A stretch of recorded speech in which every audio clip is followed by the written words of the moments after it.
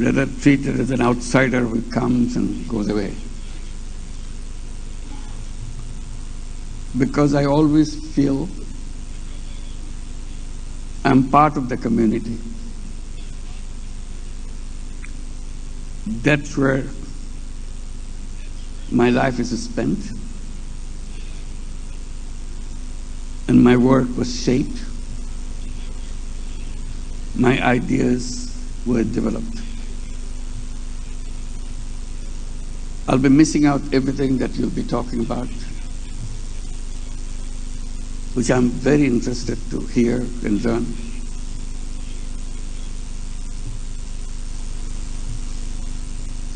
And I want to thank World Bank for organizing this. This was our responsibility to organize, but we failed. World Bank has to step in to make it happen. That way I feel very deprived, very frustrated that we couldn't do it. It was part of our plan, part of our responsibility in the past to organize this as a part of SARC. SARC is a word, is forgotten. That's a shame on us.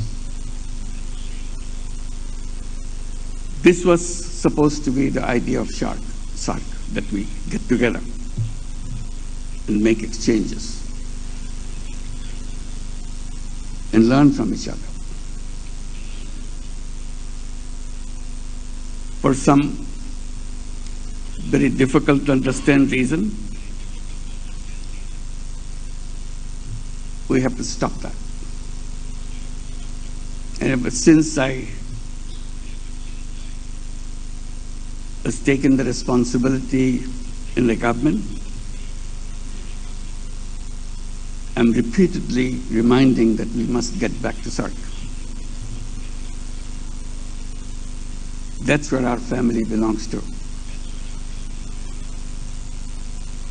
And I will not give up repeating that appeal to the governments of the region.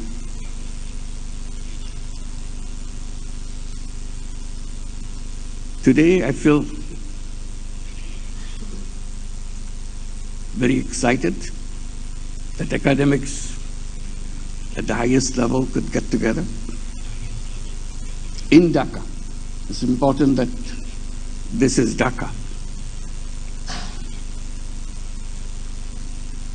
I hope you will have a chance to kind of review the things that happened in Dhaka in the past few months. That will clarify what this university education is all about, or education as a whole is all about.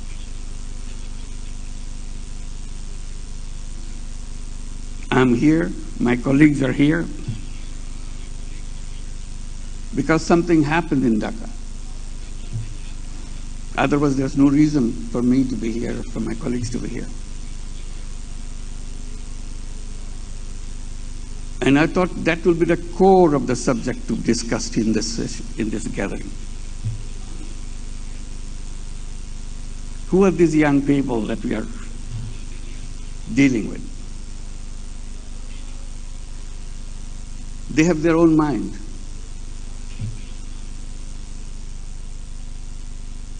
They stood up and raised their voice and brought down the ugliest fascist regime you could ever think of, given their lives. It would be a missed opportunity if you don't spend some time on understanding what they did a few months back on this very city. What was their expectation? What was their aspirations? Why did they stood up in front of guns and gave their lives, knowingly it will happen? And one school student actually wrote a letter to the mother. Mom, forgive me. Dad, forgive me. I'm going to the street, joining my friends. You tried to stop me with high school kid. You tried to stop me, but I thought again and again. I'm not a coward.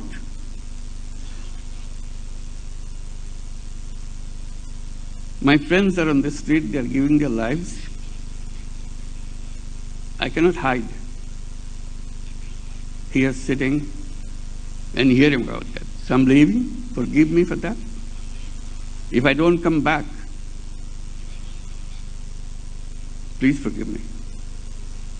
So it was not sudden outburst. It's very pre-planned things.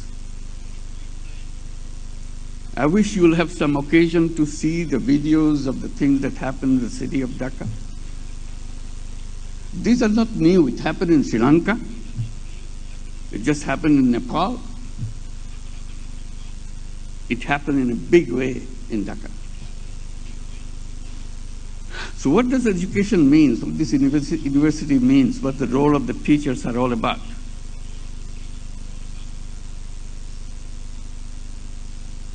So they are the ones standing in front of the students trying to calm them down.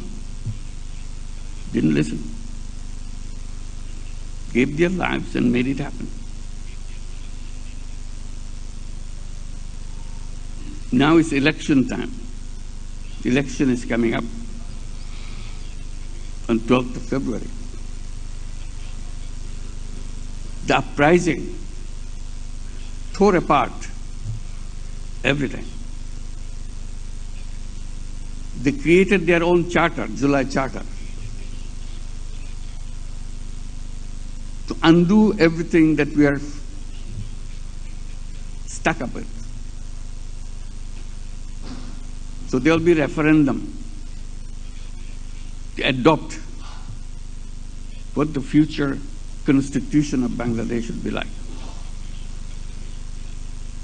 Because they felt the root of all the trouble is the constitution. We can't go along with that constitution. We didn't teach them in the classroom all those things.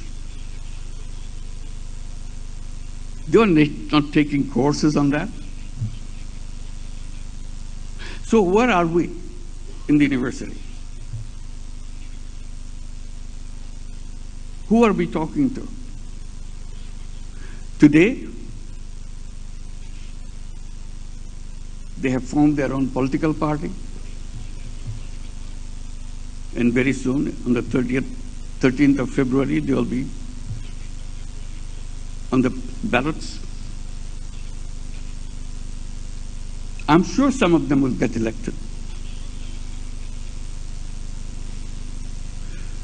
They were in our classroom the other day. Now they are on the street, and then they are in the political party of their own. And if they get elected, someone may be the education minister. Tell us, the community of educators, what education is all about. What the university education would be like, what it should be. So it's a world of very different kind.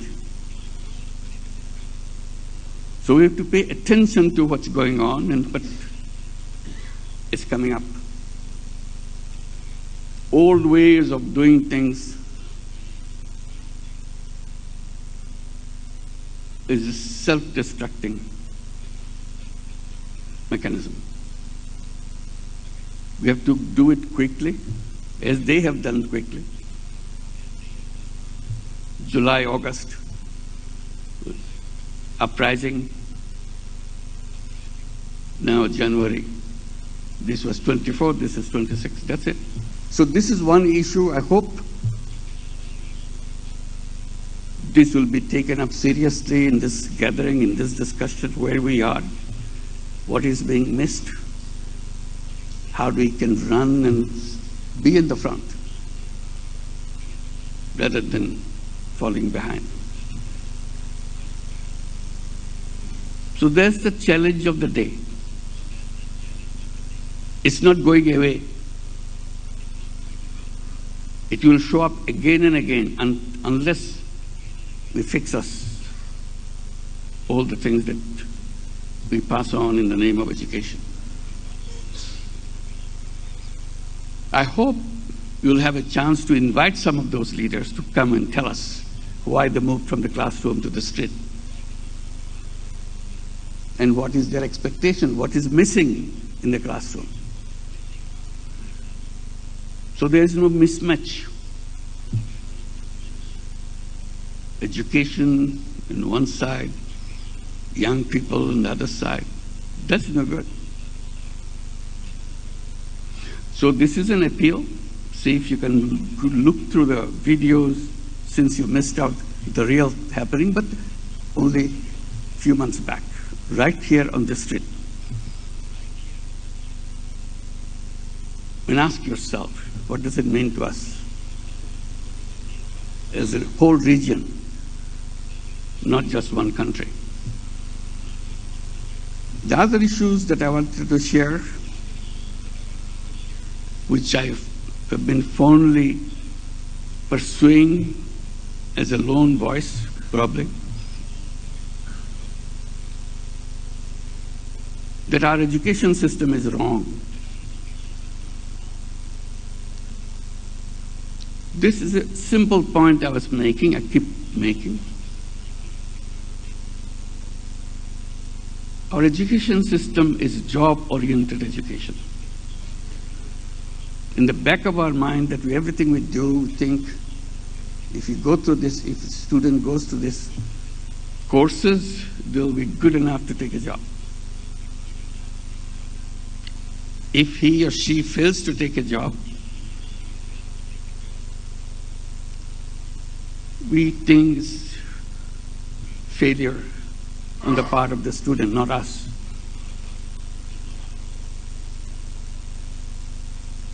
Why do we design a job-oriented education? That you have to have a degree to go to the job market so that they find you appropriate candidate.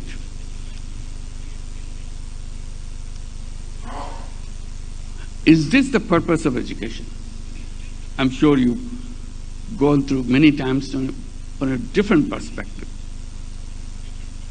How to adapt your syllabus and everything to be appropriate for the market, quote unquote market. My position always has been, human beings are not born as slaves. Each human being is a free person.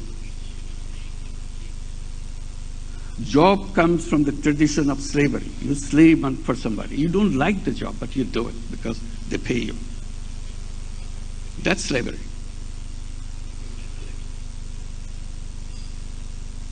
My lonely voice saying that human beings are born as a creative being. That's how we survived in this planet, as a creative being. From the very day we are born, we are creative. Even as a baby, we are creative. Creativity is essence of human being. Job is the negation of it. It takes away your creativity. You take orders. That's slavery.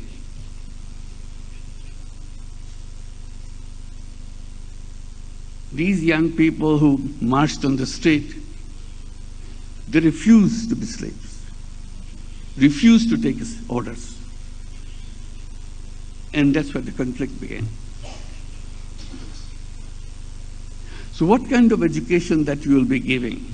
This is a question I raise with you. You may dismiss it. You may pause for a while, but this is my point. Should we continue this education to create slaves? Turning creative being into slaves. That's a criminal job.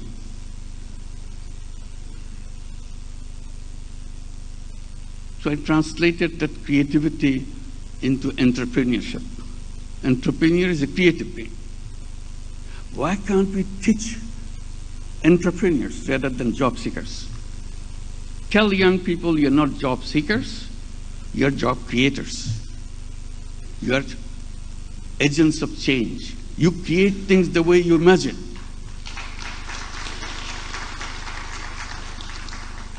Imagination is the essence of human being. We discredit it. We say, no, not imagination. Be practical. Human beings are not born to be practical. They are born with enormous power of imagination. That's what drives them, makes them fall crazy. That's why they gave lives, imagination. They had nothing on the street. They had an imagination. We want to build a new Bangladesh. That's their slogan. And they were committed to it, didn't give up. Older people telling them, no, you go back to school, get some jobs. Uprising is over. Fascist regime disappeared. Now go back. They said, no, we're not going to go back. We came here for a purpose, not just throwing away a regime. We want to create the country in the imagination that we have. As you go around in Dhaka city, you'll be doing probably between sessions or after the sessions, you'll see the walls on the street. Every wall is painted. Still the painting is on. These are not artists. All these young people are not artists. Just the kids from every family. Family is not a rich family. Very mundane, everyday family is struggling with their life. The kid is coming out, having some imagination about what the country should be. That's all. Burning idea in them. So while they are fighting on the street, giving their lives, they are painting on the wall. What's wrong with this society? They draw pictures. They're not painters. They've never painted anything before. But this time they did. It's all there. Amazing expressions. You don't have them in their textbooks. They never learned from any poem or anything. Just figured it out, what this is all about.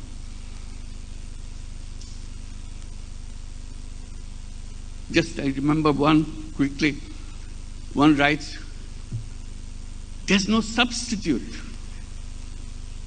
So it goes on, because there's no alternative. He gives the answer, I am the alternative.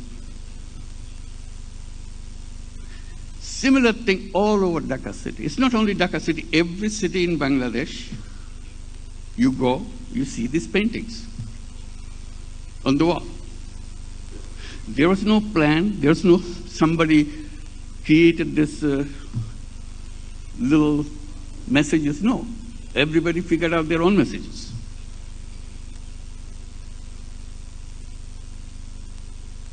They just go to the little shop on the street, ask for money, please give me some money, I want to buy some paint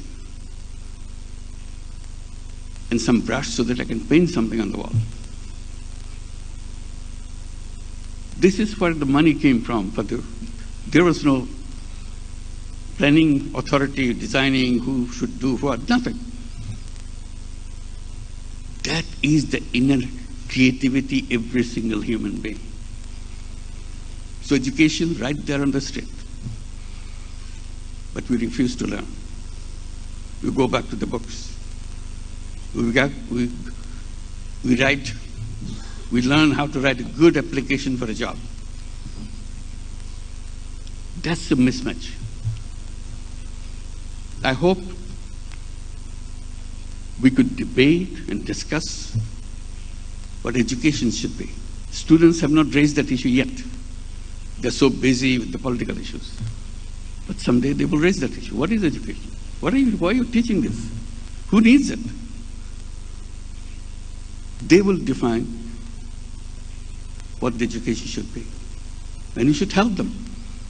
Because we failed. We failed to help them grow up in their imagination. Make them imagine, make them go for it. Because that's what life is all about. Imagine and make it happen. I hope you'll have a chance to go through this from the videos or even inviting some of them. They will feel awkward because big professor sitting in front of students to listen. They may mumble. They're just like any other kid in your classroom. They're scared of their teachers. But because of the uprising, they may have hardened a little bit. I'm not talking about boys. I'm talking about both boys and girls. You listen to those girls who were pushed in the back of the home. Now they are leading the nation. Same girl. Not a different family. Same girl who are taught again and again, don't do this, don't do this. You're not supposed to do this. She's on the street, speaking out her mind. So you're in the right place and see what it means to our region. Our region is a one totality. It's not pieces that doesn't fit into the picture. It is a one whole picture. We work together. We learn from each other. We are a family. Politicians make them forget that. So we have to rediscover ourselves. Thank you. I'm very happy to be with you. Sorry for all this on-the-spot remarks. I hope it will mean something to you. Thank you very much.